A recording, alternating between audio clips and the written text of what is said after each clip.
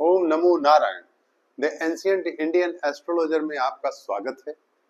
आज हम उसी कड़ी में एक विशेष फलित तारा बल के आधार पर योग लेकर आए हैं। आज हम ऐसे तारा बल की चर्चा करेंगे जैसा कि हमने पिछले वीडियो में आप लोगों को बताया, जीव शरीर ग्रह। ठीक उसी प्रकार से ये भी एक नाड़ी ज्योतिष का आधार होता है, नक्षत्र। इसमें तारा बल पर है, 9 ताराएं हैं। 9 ताराओं की अपनी अपनी स्थितियां हैं।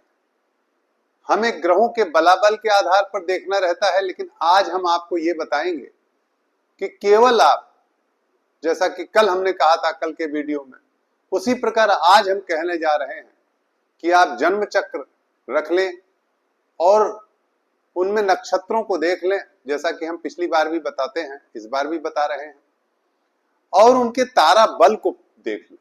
आज हम तारा के बारे में चर्चा करें, इसीलिए हमने लिखा है, आज का जो शीर्षक बनाया है, तारा बल, ताराएं, स्टार। देखिए ये बना हुआ है स्टार, इसलिए हमने स्टार बना के चर्चा करने की बात की है, जिससे आपको ये बात समझ में आए। और हमारे दर्शक दीर्घा, हमारे ज्योतिष बंधु, हमारे कुछ दर्शकों ने यह भी कहा है कि पंडित जी आप एकदम आगे आ जाते हैं, जिससे ब्लैक बोर्ड दिखाई नहीं देता है। तो आज हम एकदम इस प्रकार से ना आकर के आपको पूरा ब्लैक बोर्ड दिखाएंगे और हम एक एक चीज आपको बताएंगे कि कौन ग्रह कहाँ है, उनकी तारा कहाँ है। बस समझाने के लिए हमें वहां आना पड़ता है। बाकी हम कोशिश करेंगे कि आपको पूरा ब्लैक बोर्ड दिखे और उसमें जो बातें लिखी हुई हैं वो आप नोट कर सकें। ये हमारा प्रयास होगा। देखिए, हम तकनीकी दृष्टिकोण से अब आपके सामने लॉजिक ला रहे हैं। देखिए, ज्योतिष एक गणित है। ज्योतिष वेदानाम चक्षु अस्ति, ऐसा मैं कहा करता हूं। तो ज्योतिष अगर वेद के नेत्र हैं तो उसमें गणनाएं हैं, और उन गणनाओं का आधार क्या है? तो गणनाओं का आधार हमारी ज्योतिष का, हमारी राशियां हैं, हमारे नक्षत्र हैं। नक्षत्र ही तो तारा हैं। जो स्टार हैं हमारे, जिन्हें हम तारा कहते हैं, वो नक्षत्र ही तो हैं। आपको याद होगा, जब आप बचपन में लेटते होते, गांव में लेटते थे, तो ऊपर जब आकाश में देखते थे तो आपके पिताजी या माँ कहती थी वो नखत है। नखत अर्थात नक्षत्र। तो उसी नक्षत्र पर आज हम चर्चा करेंगे कि ताराएं क्या होती हैं, 9 तारा कौन सी हैं, और उनको कैसे याद किया जाए। सबसे बड़ी समस्या ये है कि आप जबान पे अपने कैसे रखें, कहीं आपको कुछ किताब देखने की आवश्यकता ना हो, बिना पुस्तक देखे आपके जबान पर रट जाए। मैं प्रयास ये कर रहा हूं। अतः मैं अपने ज्योतिष बंधुओं से, ज्योतिष प्रेमियों से और दर्शक दीर्घा से निवेदन करूंगा कि अंत तक चैनल पर बने रहें और हमारे उत्साह को भी बढ़ाएं, क्योंकि हम लॉजिक लेकर आपके सामने आ रहे हैं। हम कोशिश कर रहे हैं कि आपको तर्क संगत तरीके से अपनी कुंडली देखना बताएं, जिससे आप आसानी से अपनी कुंडली देखकर जान सकें कि कौन से ग्रह की दशा में आप उन्नति करने वाले हैं। आज इसी पर हम चर्चा कर रहे हैं, और बड़े आसानी से। तो पहले तो आप ये जान लें कि आपका तारा क्या है, कहां से तारा की शुरुआत होती है। तो मैं आपको ये बताना चाहता हूं कि जिस नक्षत्र में आपका जन्म हुआ है, वही आपकी जन्म की तारा है। उसका नाम जन्म है, उस तारा का नाम जन्म है। अब दूसरी तारा का नाम क्या है, ये कैसे आप जानेंगे? तो मैंने यहां लिख रखा है, देखिए। अब आप, मैं ढक नहीं रहा हूं, जैसा कि हमारे दर्शक एक बंधु ने कहा कि पंडित जी आप एकदम आगे आ जाते, तो मैं आगे नहीं आ रहा हूं, यहीं से बता रहा हूं। देखिए, ध्यान दीजिएगा। प्रथम है जन्म, वही प्रथम तारा होती है, जन्म की तारा, जिसमें आपका जन्म हुआ है। पुनर्वसु नक्षत्र है। पुनर्वसु नक्षत्र, जैसे कि मैं नहीं कह रहा हूं, एक जातक की कुंडली मैंने ले ली है जिसका जन्म 1976 में हुआ था। इस जातक का जन्म पुनर्वसु नक्षत्र में हुआ, तो जिस नक्षत्र में आपका जन्म हुआ वही आपका जन्म तारा हो गई। ठीक है, ये आप समझ गए। अब जो उस नक्षत्र के बाद का नक्षत्र है, यानी जो नक्षत्र आपका जन्म की तारा है, उसके नक्षत्र के बाद का जो जन्म है वो द्वितीय तारा हुई, उसका नाम हुआ संपत। इसी प्रकार तृतीय तारा, जो तीसरा नक्षत्र जन्म नक्षत्र से है आपका, उसका नाम हुआ विपत। फिर आपका चतुर्थ जो आपके नक्षत्र से चौथा नक्षत्र है जन्म से, उसका नाम हुआ चतुर्थ तारा यानी क्षेम तारा, जो भी मगा। जैसे इनका जन्म पुनर्वसु में हुआ तो पुनर्वसु इनका हो गया जन्म तारा। फिर उसके बाद पुख्य हो गया संपत तारा, फिर असलेखा हो गया विपत तारा, फिर मघा हो गया क्षेम तारा, और पूर्वा फाल्गुनी हो गया प्रत्यारी की तारा।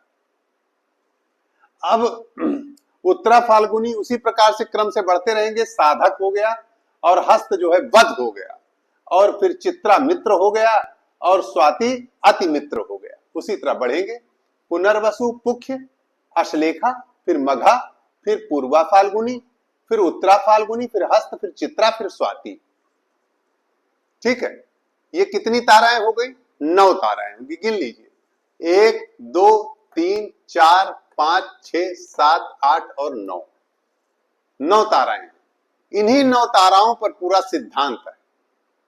हमारे 27 नक्षत्र हैं। ठीक है, अब इसी 9 तारा के क्रम में अगला तारा शुरू हो जाएगी।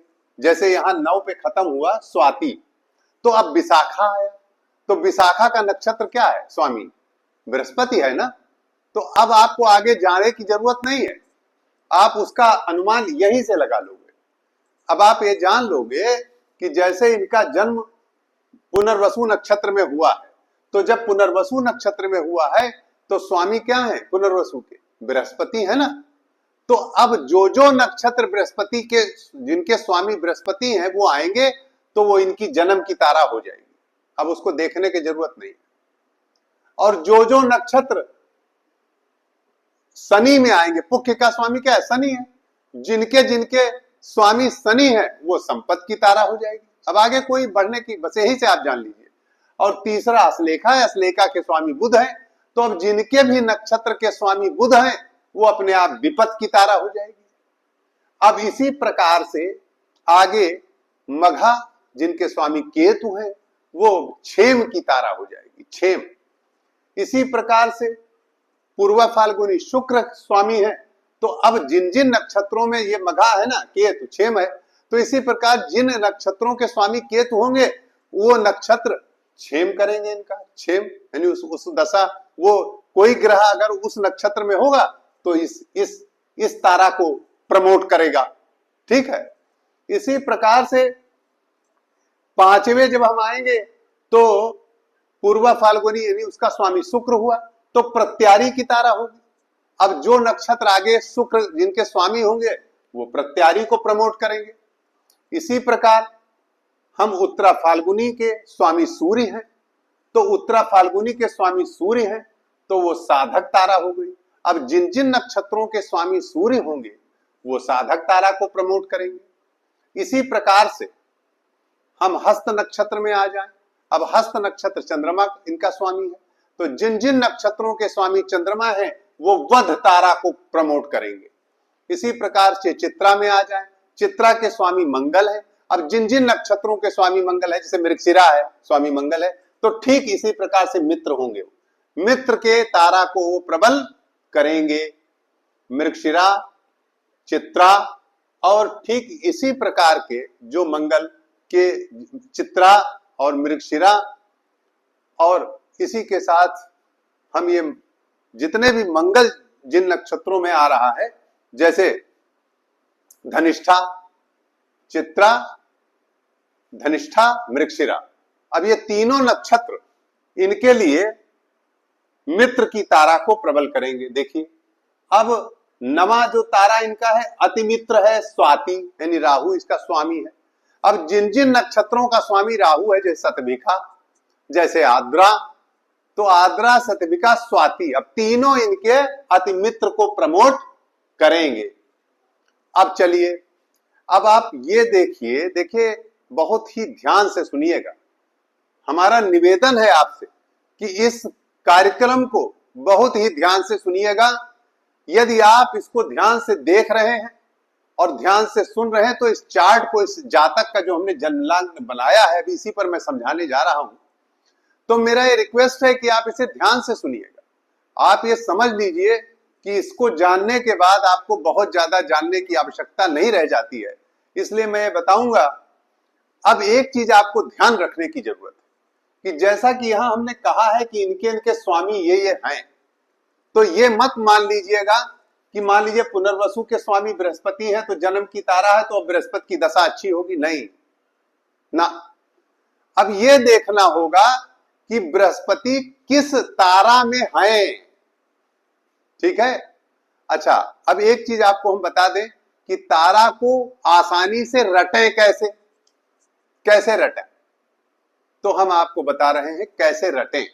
जैसे हमने लिख तो दिया है, तो जो आपका जन्म नक्षत्र है वो आपका जन्म हो गया, उसके बाद अगला तारा कैसे रटे रहे, कैसे आपके दिमाग में रहे। तो हम एक दोहा पढ़ रहे हैं, इसे याद कर लीजिए और नोट कर लीजिए और लिख लीजिए। संपत विपत क्षेम प्रत्यारी। संपत जन्म के बाद, जन्म की तारा तो हो गई ना, अब जन्म के बाद संपत विपत क्षेम प्रत्यारी, साधक वध मित्र और प्यारी। अब देखिएगा, ध्यान दीजिएगा कि संपत विपत क्षेम प्रत्यारी, साधक वध मित्र और अति प्यारी। साधक वध मित्र और अति प्यारी। अति प्यारी माने अति मित्र, बस ऐसे जान लीजिए आप। तो आपका अभ्यास हो जाएगा, आप पूरा रट जाएगा बड़े आराम से। फिर से मैं दोहा रिवाइज कर रहा हूं। जन्म, जो तारा जिसमें आप पैदा हुए नक्षत्र में, वही आपकी प्रथम तारा हुई, वही जन्म की तारा हुई, वो आपके लिए शुभ रहेगी। फिर संपत आपके लिए शुभ रहेगी, तो संपत हो गई दूसरी तारा। संपत विपत क्षेम प्रत्यारी, ठीक है। साधक वध मित्र और प्यारी, तो साधक विद वध। इस प्रकार से हमने आपको 9 तारा के बारे में बताया कि पहली तारा आपकी जन्म की तारा, दूसरी तारा संपत की तारा, तीसरी तारा विपत की तारा, संपत विपत क्षेम, चौथी तारा क्षेम की तारा, पांचवी तारा आपकी प्रत्यारी है और छठी तारा आपकी साधक है, सातवीं तारा वध है और आठवीं तारा आपकी मित्र है, नवीं तारा आपकी अति मित्र है। अब हम इनके स्वरूप और इनके प्रभाव के बारे में बताते हैं। जन्म जैसा कि है आपका अच्छा रहेगा। जन्म की तारा में अगर कोई ग्रह आपका है तो उसकी दशा अंतरदशा आपके लिए लाभकारी होगी। संपत तारा में अगर आपका कोई ग्रह है तो आपकी वो दशा अंतरदशा आपके लिए लाभकारी होगी। अगर वो विपत तारा में है तो वो आपके लिए नुकसानदेह होगी, शारीरिक कष्ट देगी, आर्थिक हानि देगी। ठीक इसी प्रकार से क्षेम की तारा है यदि, तो क्षेम की तारा आपके लिए बहुत शुभ होगी, बहुत बढ़िया रहेगी। जैसा कि उसका नाम है क्षेम, वैसे ही क्षेम कुशल रहेगा।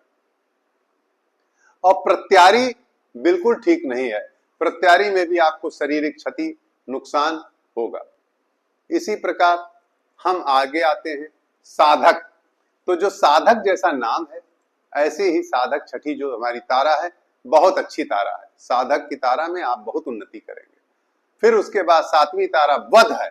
वध नाम ही वध है, तो आप जान लीजिए वध में बहुत कठिन है समय। वध तारा का नाम ही वध है, तो वध तारा में मृत्यु तुल्य कष्ट प्राप्त होता है, ऐसा कहा गया है। वध के बाद साधक वध, फिर मित्र, मित्र की तारा और अति अच्छी है, बहुत अच्छी है। फिर अति मित्र, हमने कहा ना कि संपत विपत और संपत विपत क्षेम प्रत्यारी, साधक वध मित्र और प्यारी। और प्यारी माने अति मित्र। तो अति मित्र की तारा जो नवी तारा है वो बहुत शुभ है, बहुत अच्छी है। इस प्रकार इनके उसमें पुनर्वसु पुख्य अस्लेखा मघा आप देख लीजिए, लिख लीजिए, ठीक है। अब हमको देखना है कि इनके भाव किस किस में है और कब इनकी उन्नति हुई। देखिए लग्न से चलते हैं। लग्न में इनका भाव चित्रा के नक्षत्र में, ये जो लग्न तुला है, इनकी लग्न है, भाव इनकी चित्रा नक्षत्र में भाव है। तो भाव इनका चित्रा में है, चित्रा के चतुर्थ चरण में। इसका मतलब हो गया कि इनका भाव किसमें है? इनका भाव मित्र में है। यहां देखिए, यहां आप देखिए, ध्यान दीजिएगा, अष्टम मित्र चित्रा, जो इनकी मित्र तारा है। यहां पर चित्रा है तो मित्र तारा है इनकी, यानी मित्र तारा इनका जो लग्न है मित्र तारा में है। ठीक है। अब जो राहु है वो किस में है? तो राहु इनका जो है वो विशाखा नक्षत्र में है। तो राहु विशाखा नक्षत्र में हो करके इनका जन्म नक्षत्र में, देखिए हमने लिख दिया है, जन्म नक्षत्र में राहु है। तो राहु जन्म नक्षत्र में और भाव है मित्र में। तो मित्र में भाव घर है मित्र, और उसमें बैठा कौन है? जन्म। तो दोनों शुभ है, अर्थात यह व्यक्ति शरीर से स्वस्थ होगा, बलिष्ठ होगा, और इसे कोई भी ऐसा रोग नहीं होगा। ठीक, पहले जान लें। जबकि राहु लग्न में है, ऐसा लोग कह सकते हैं कि राहु तो लग्न में है, लेकिन नहीं। अगर ध्यान से देखिए तो इनका राहु किस में है? जन्म की तारा में है, और भाव किस में? मित्र की तारा में। तो भाव घर जिसमें बैठा वो भी बढ़िया। ठीक। अब जहां जहां ग्रह हैं केवल उन्हीं पर चर्चा करनी है, खाली स्थान की चर्चा नहीं करेंगे, हम एक बताएंगे वो बाद में। आइए छठे भाव में देखते हैं। तो छठा भाव क्या है? छठा भाव इनका संपत्ति की तारा में है, अर्थात संपत्ति की तारा यानी इनका उत्तरा भाद्रपद नक्षत्र में, यानी शनि के नक्षत्र में। देखिए हमने बता दिया है आपको। तो छठा भाव इनका संपत्ति तारा में। अब ये घर जो हो गया संपत्ति तारा में, नहीं बढ़िया है।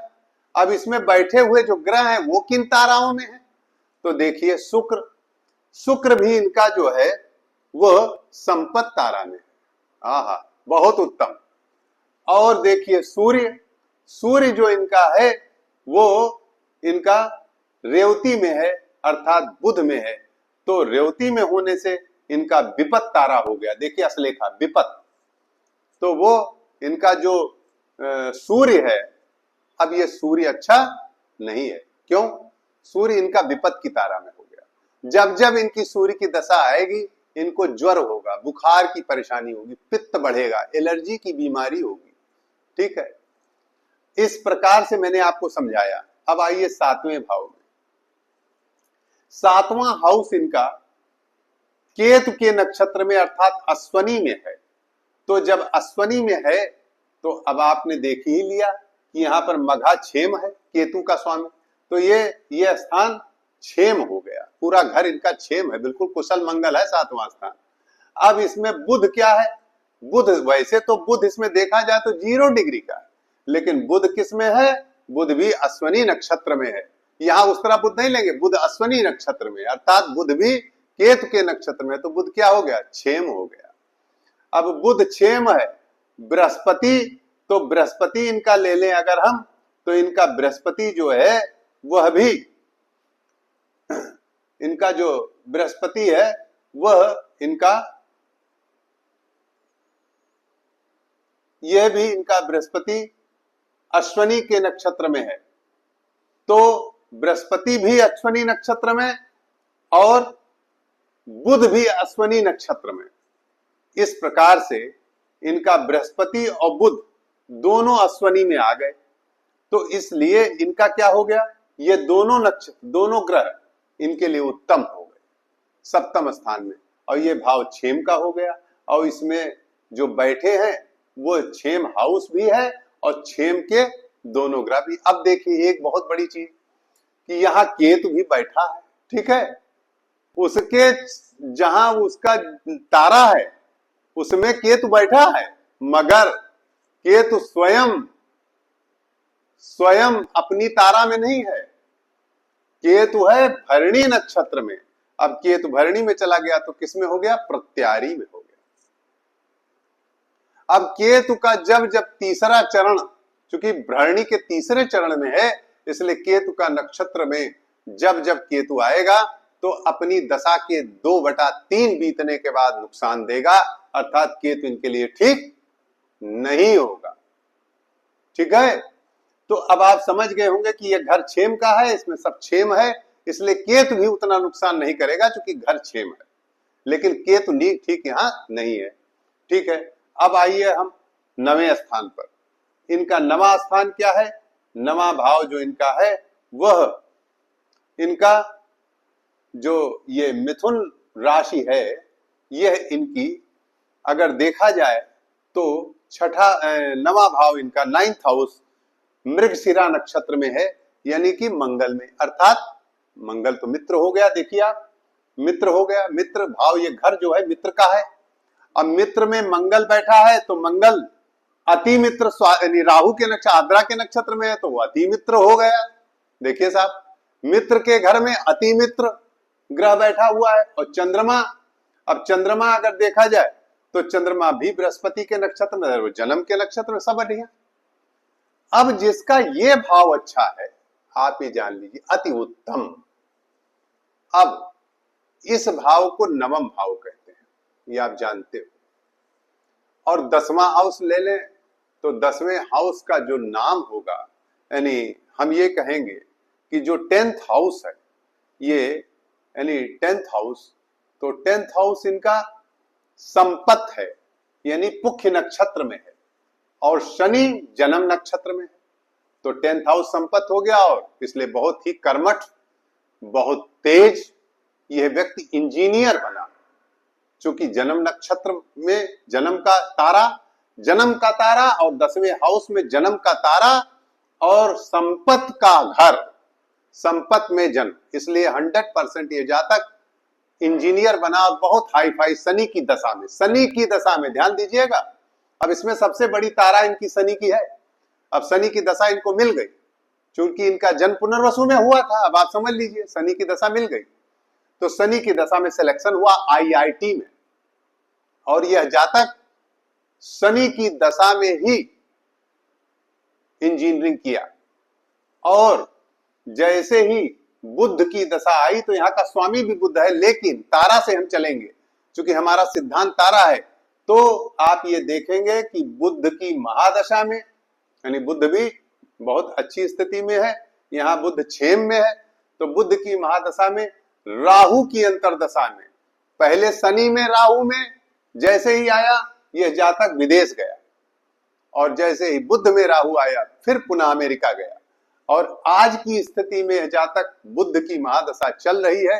अब चूंकि ये 9वां भाव, आप ऐसे अगर किसी की विदेश यात्रा देखनी है और विदेश में सेटलमेंट देखना है, तो आप ये 9वां भाव देख लीजिए। अगर 9वां भाव बिल्कुल शुद्ध है इसी तरह, और उसमें बैठे हुए ग्रह की ताराएं भी अच्छी हैं, और यहां यदि शत्रु है, यानी कि 12वां इसका घर, ये शत्रु स्थान है, यानी ये अच्छा नहीं है, इसकी तारा खराब है, प्रत्यारी है, तो निश्चित रूप से जातक विदेश में वास करता है, घर छोड़ देता है, जन्म स्थान छूट जाता है।